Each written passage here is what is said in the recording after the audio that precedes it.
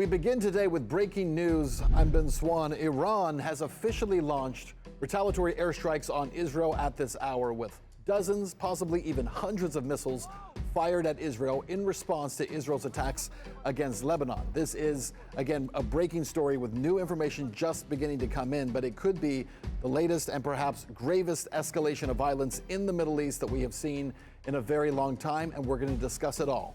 I'm Ben Swan. This is Truth in Media.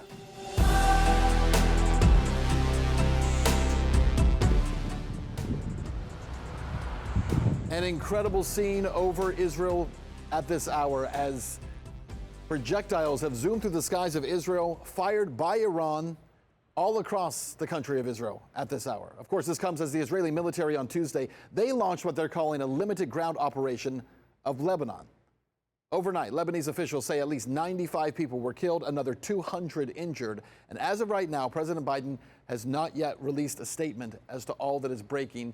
Of course, this, as we mentioned, a huge escalation of violence in this war that's been raging first between Israel and Gaza, now spreading to Lebanon, and now Iran becoming involved. It's an incredible story as we're watching all of this take place. Israeli Prime Minister Benjamin Netanyahu has raised eyebrows with some of the comments that he has made about Iran recently, making it crystal clear that there is no corner of the Middle East, he says, where Israel cannot strike to defend itself. There is nowhere in the Middle East Israel cannot reach. There's nowhere we will not go to protect our people and protect our country. The question is, how far will this escalation go? And are we looking at an all-out war now between Israel and Iran? And if there is, how does that impact the United States, which has been making statements all throughout the morning from the White House that Iran would be met with force if they did fire at Israel, which now they have. Now, as we talk about Prime Minister Benjamin Netanyahu, we should also mention that he is currently fighting corruption charges in court. And let's not kid ourselves here. If his country is this deep in an ever-widening war, those charges against Netanyahu are likely to vanish into thin air. And let's not forget, this whole mess is getting, as I mentioned, a hefty dose of support from Washington establishment. We support Israel's right to defend itself against terrorism. That includes by bringing brutal terrorists such as Hassan Nasrallah to justice. Hassan Nasrallah, by the way, is the head of Hezbollah who was killed in Lebanon just days ago. And of course, this is why Iran says they have launched these missile strikes against Israel in retaliation for the death of that Hezbollah chief. As the world watches, one thing is very clear. The road ahead is incredibly uncertain. And the consequences of this escalation could resonate far beyond the battlefield and likely will not remain just within the Middle East. So to say this is a big deal is a huge understatement. All right, let's cover some news from here at home, because here at home in the United States, port workers across the country are literally walking off the job today after failing to reach a deal on a new contract.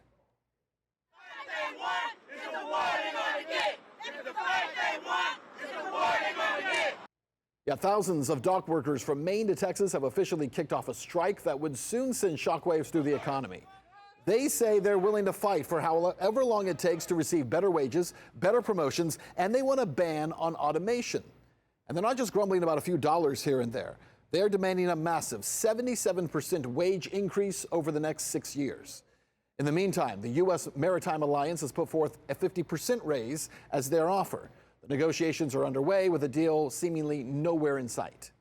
They ripped off the whole industry. They ripped the government off and every damn body else during COVID, okay?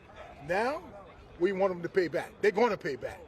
All right, so how big of a deal is this? Well, if it drags on, this strike does, J.P. Morgan estimates the potential economic loss between $3 to $4 billion every day.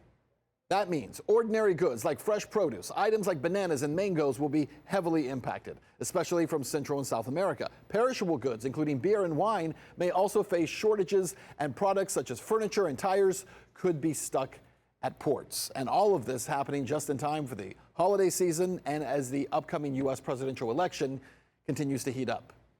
Just last month, the Pew Research Center found that 8 in 10 registered votes, we're talking about 81%, say the economy will be very important to their vote on Election Day.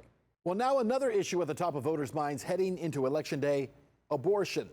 A Georgia judge on Monday declared the state's abortion ban unconstitutional. That decision effectively prohibits abortions beyond 6 weeks of pregnancy. And on Monday, we also saw Democrats launch a legal challenge against Georgia's state election board over a new rule that requires hand counting of ballots on Election Day. They claim it could lead to chaos and allow bad faith actors to allege fraud, which is kind of interesting because the whole point of hand counting ballots is to eliminate election fraud. Even so, to discuss all this, I'm joined now by Jenna Pivovarczyk, the founder of the group Swifties for Trump. Jenna, thanks for being with us. Hi, thanks for having me on. Absolutely. So first of all, let's start with this question about abortion rights, because I got to tell you, when you look at what the Democrats are running as a case for why Kamala Harris should be president, Tim Walz should be vice president, really seems to hinge on one thing. They say, because if we're not in office, abortion will somehow disappear and won't be allowed in the United States anymore. Trump will ban abortion nationally. They don't seem to be running on much of anything else. How do you see it? Right, well, that's kind of a ridiculous claim because we've seen a Trump president we saw from 2016 to 2020, and actually women have the same amount of rights. So that premise that, you know, the left continues to try to ban the young female vote in particular is just kind of ridiculous, out of thin air. Yeah, you founded a group. It's a viral hit trend, right, called Swifties for Trump. We see your stuff all over the internet. Tell me about that. What was the motivation and what kind of impact has it had? Swifties for Trump is just an outreach group. We're trying to tell girls who are interested in politics and maybe typically apolitical, maybe they don't follow politics very well. They love Taylor Swift, right? I love Taylor Swift. She's a huge icon for so many girls. And we're just encouraging those girls to do their own research and follow up on Trump's policy about conservative ideology. Yeah, it's interesting. So you're basically saying you can still love Taylor Swift and be a Swiftie like you. That doesn't mean that you have to vote the way she wants you to vote. Yep, exactly.